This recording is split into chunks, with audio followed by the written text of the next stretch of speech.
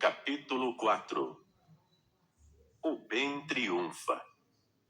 Como Deus pode permitir que o mal traga destruição e perda à nossa vida? Por que Ele não nos protege dos que cometem atos pecaminosos e maus? Nosso coração dói. Nossas perguntas se agitam. E não obstante, vimos a bondade surgir da tragédia e da dor.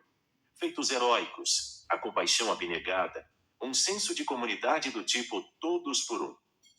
De modo algum, em meio a algum mal, a bondade luta para prevalecer. É de fato possível que algo mal pudesse acabar por ser usado para o bem? Para responder a essa pergunta, temos de olhar para trás, para o começo do próprio mal. 2 vezes nas Escrituras, a cortina do tempo se abre e nos é concedido um vislumbre da aposta mais insensata da história. Satanás era um anjo que não estava contente de estar perto de Deus. Ele tinha de estar acima de Deus. Lúcifer não estava satisfeito em prestar adoração a Deus. Queria ocupar o trono de Deus. De acordo com Ezequiel, não havia entre os anjos alguém que tivesse a beleza e a maldade de Satanás. Você era o modelo da perfeição, cheio de sabedoria e de perfeita beleza. Você estava no Éden, no jardim de Deus. Todas as pedras preciosas o enfeitavam. Caminhava entre as pedras fulgurantes. Você era inculpável em seus caminhos desde o dia em que foi criado até que se achou maldade em você. Ezequiel, capítulo 28, versículos 12 a 15. Os anjos, como os humanos, foram criados para servir e adorar a Deus. Foi dado aos anjos, como aos humanos, o livre-arbítrio. Do contrário, como eles poderiam adorar? Tanto Isaías como Ezequiel descrevem um anjo mais poderoso do que qualquer humano, mais belo do que qualquer criatura, porém, mais tolo do que qualquer ser que já tenha existido. Seu orgulho foi a razão de sua queda. A maioria dos estudiosos aponta Isaías, capítulo 14, versículos 13 e 14, como a descrição da queda de Lúcifer. Subirei aos céus, erguerei o meu trono, acima das estrelas de Deus. Eu me assentarei no monte da Assembleia, no ponto mais elevado do Monte Santo. Subirei mais alto que as mais altas nuvens. Serei como o Altíssimo. Você não pode perder a cadência de arrogância nas palavras. Subirei, erguerei, me assentarei, subirei, serei. Uma vez que tentou ser como Deus, Satanás se afastou de Deus e passou a história tentando convencer-nos a fazer o mesmo. Não foi essa a estratégia que ele usou com Eva? Vocês serão como Deus. Ele prometeu em Gênesis, capítulo 3, versículo 5. Ele não mudou. É tão egocêntrico agora como era naquele tempo. É tão tolo agora como era naquele tempo. E é simplesmente tão limitado agora como era naquele tempo.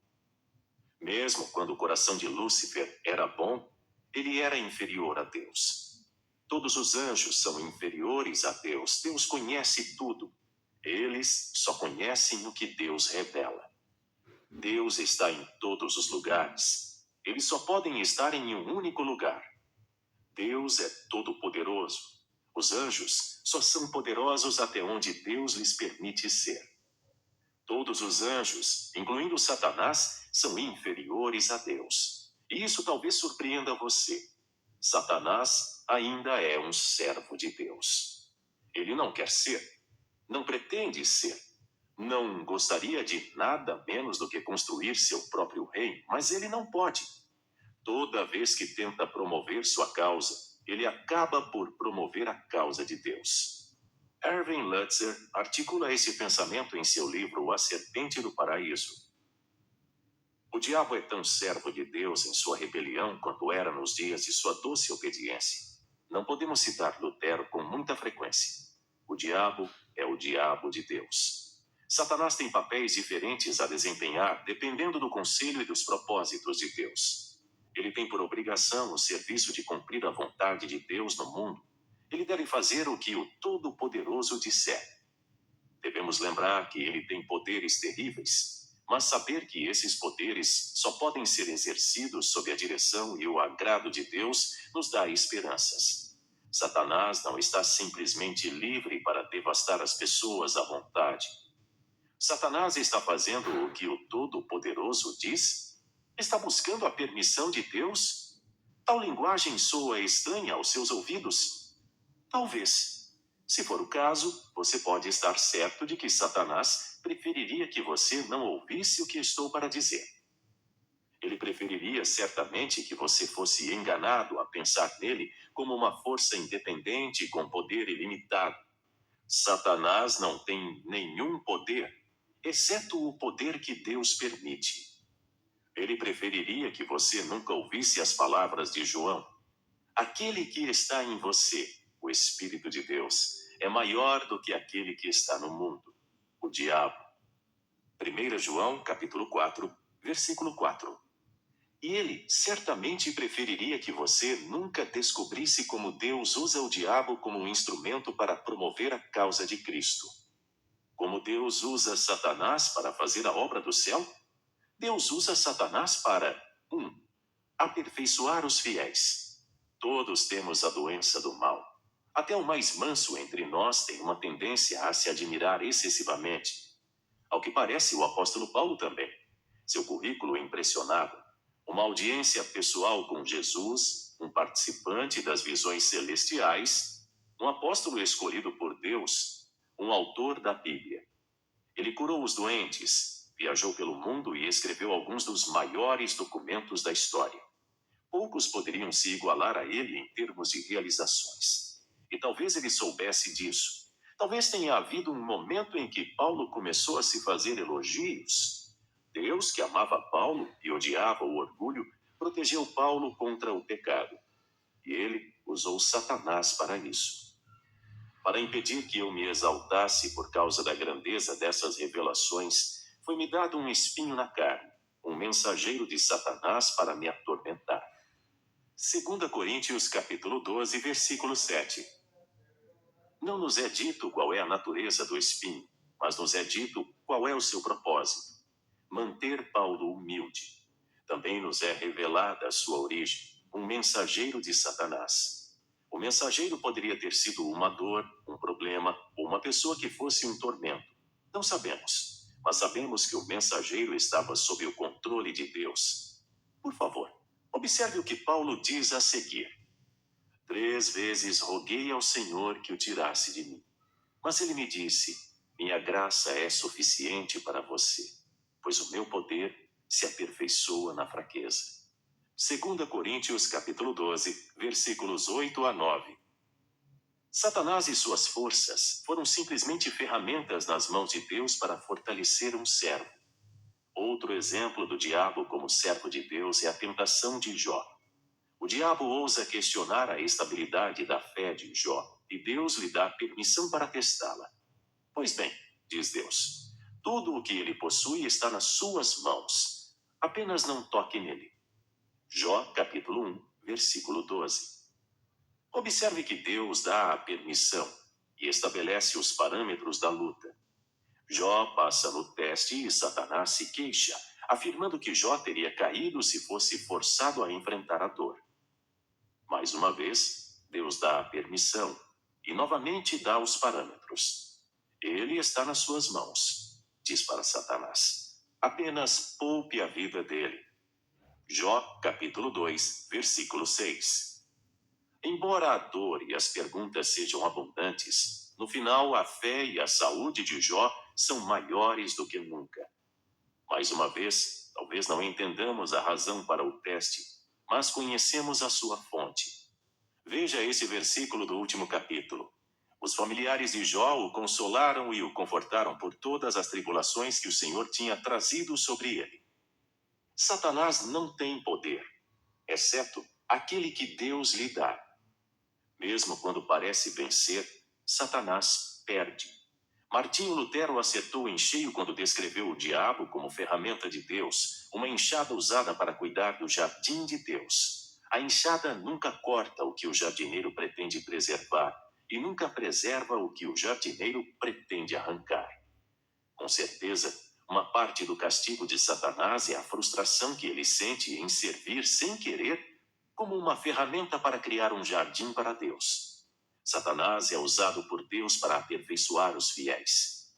Deus também usa o diabo para 2. Despertar os que dormem. Centenas de anos antes de Paulo, outro líder judeu lutou contra seu ego, mas perdeu.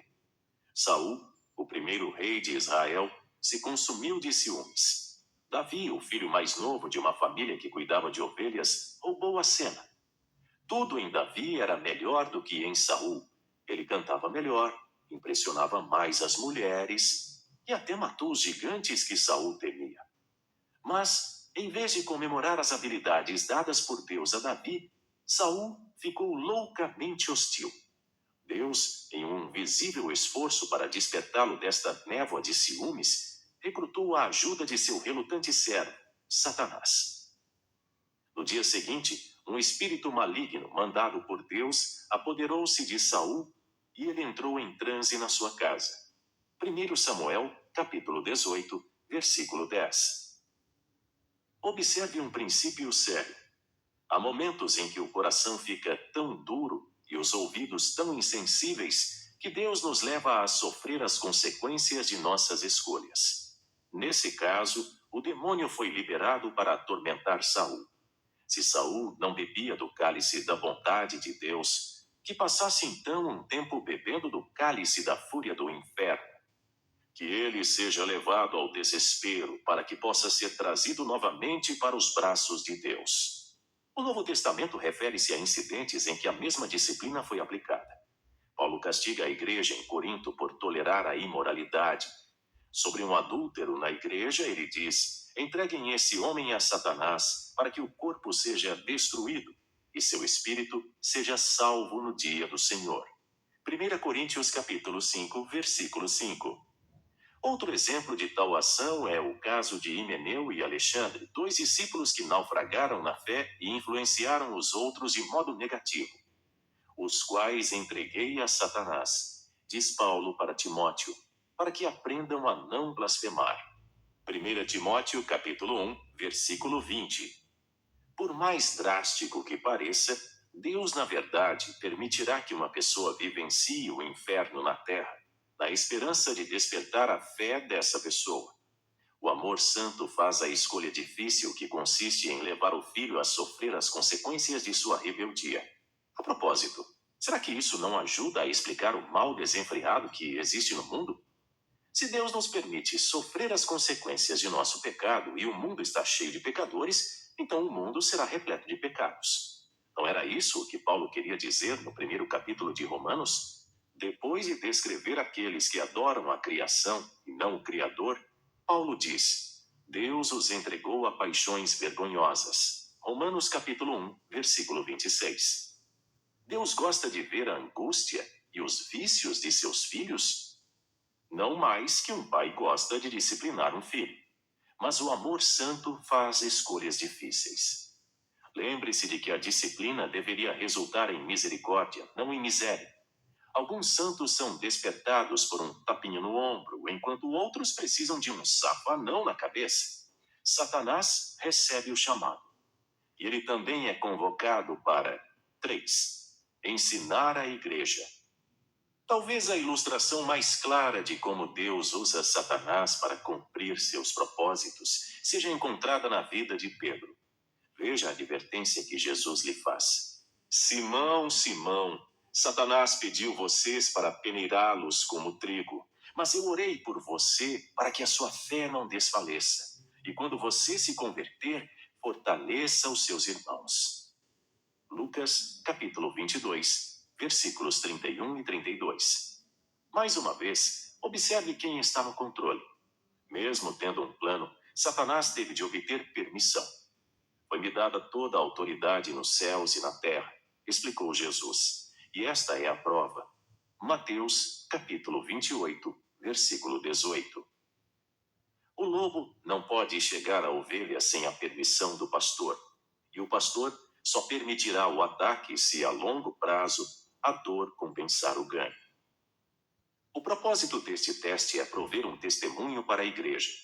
Jesus estava permitindo que Pedro passasse por uma provação para que ele pudesse encorajar seus irmãos. Talvez Deus esteja fazendo o mesmo com você. Deus sabe que a igreja precisa de testemunhos vivos do seu poder. Sua dificuldade, sua doença, seu conflito, estão preparando você para que seja uma voz de encorajamento para seus irmãos. Tudo de que você precisa é lembrar destas palavras. Não sobreveio a vocês tentação que não fosse comum aos homens. E Deus é fiel. Ele não permitirá que vocês sejam tentados além do que podem suportar.